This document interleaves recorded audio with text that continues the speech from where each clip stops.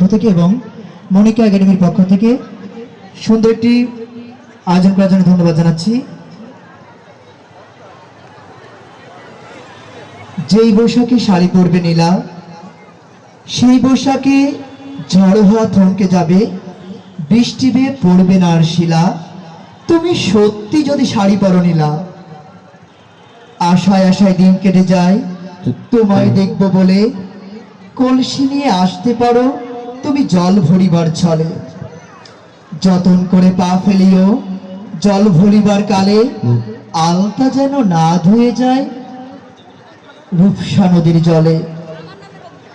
লাল পেড়ে সাদা শাড়ি জড়াও যদি গায়, নাওয়ের মাঝি দিক হারাবে যদি তোমার পানি চায়। শুনছিলেন সত্যি যদি শাড়ি পরো নীলা, স্বরচিত কবিতা। এরপরে থাকবে আমাদের শিশুদের ছোট্ট একটি কবিতা।